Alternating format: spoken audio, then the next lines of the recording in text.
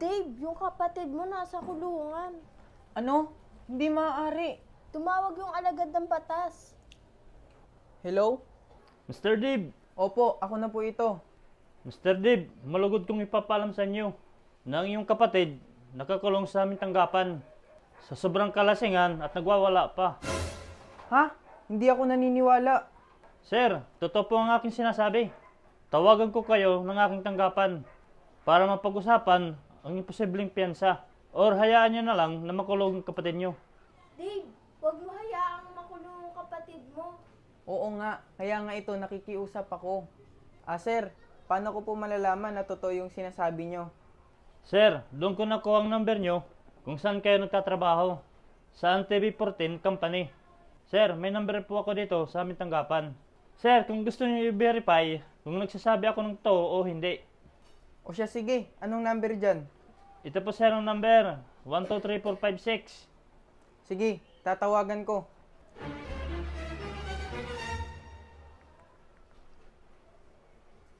Hello? Opisina ito ng mga abogado? Hello po, magandang araw. May gusto lang po akong alamin. No problem sir. O diba? Nagsasabi siya ng totoo. Ngayon, naniniwala na ako, nandyan nga ang kuya ko. Sinabi ko naman sa inyo sir na nandito ang kapatid nyo. Ngayon kung gusto nyong lumabas, ang iyong kapatid sa kulungan, kailangan nyo magpadala ng 5,000 sa Gukas. Ngayon na po mismo sir. GCash? Ano yung GCash? Hindi ko alam yan.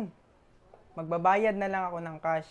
Sige sir, kas na lang. Pero kailangan ko ngayon mismo. Ngayon mismo? Ba't ang bilis naman? Sumusunod lang tayo sa batas sir. O siya, sige. I-message mo sa akin kung saan tayo magkikita. Kayo po ba si Mr. Deb? Opo, sir. Ako ang kausap nyo ng alagad ng batas. Sir, dala nyo na ho ba ang pera? Andito na ang pera, pero bakit wala kayong dalang papeles? Yung attorney na lang namin ang kukontak sa inyo sir. Sir, kailangan ko na kunin ng pera at aalis na din ho ako. Sigurado ka ba na ang kuya ko ang nasa kulungan? Opo sir, sigurado ako. Pero bakit hindi ka man lang naka-uniform? Isa po akong secret agent sir. O siya, eto na yung pera. Maraming salamat sir, alis na ako. Ate ka lang, upo ka muna. Alam mo ba kung ilang taon na yung kuya ko? Hindi ako sigurado sa edad niya sir, bakit? Wala akong kapatid dahil mag-isang anak lang ako. Tapos, ano naman ngayon? Wala na ho kong oras sir, makipag-usap sa inyo, aalis na ako.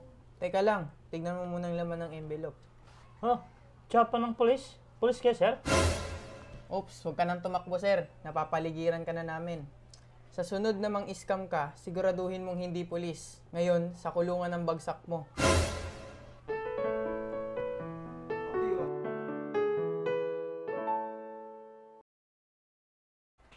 Alam mo, ang lusyang-lusyang mo na. Tapos yung mga kamot mo sa tiyan, ang sagwa-sagwa na tingnan.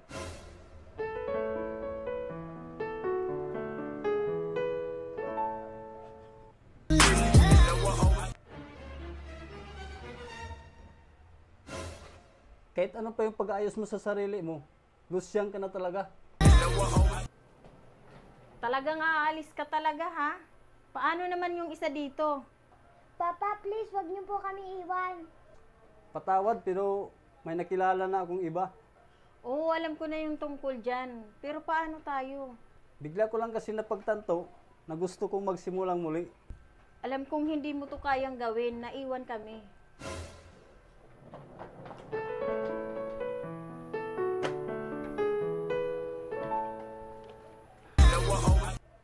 Tuluyan na nga sumama si Vic sa bago niyang nakilala at mas bata. Isang buwan na palang nakalipas mula nung iniwan kami ni Vic. Balita ko ang saya-saya na nila ng bago niya. Magsisimula din ako muli.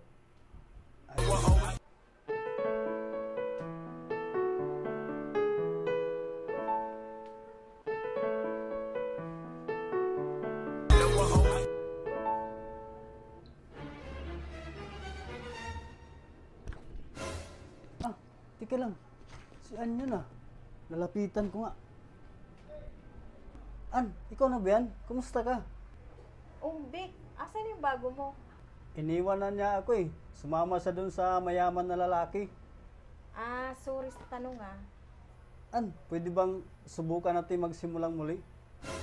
Sa palagay ko, hindi magandang plano yan. Naalala mo pa ba yung dahilan kung bakit ako nalosyang? Dahil wala na akong oras sa sarili ko. Dahil kayo ng anak ko ang inuna ko. At ang dahilan kung bakit ako maraming kamot sa tiyan. Dahil galing ito sa pagsilang ng ating baby girl. At kung nagdamit man ako ng mga mumurahing damit, dahil gusto kong magtipid para sa damit mo at sa ating baby girl. Lahat ginawa ko yun para sa inyo ng anak natin. Nung iniwan mo kami, napagtanto ko rin na kailangan ko rin magsimula muli. Goodbye, Vic. An!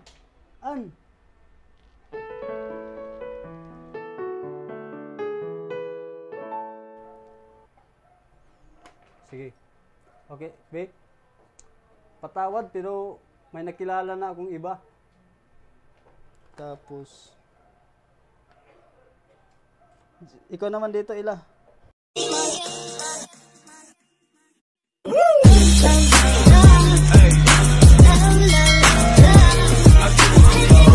Hey.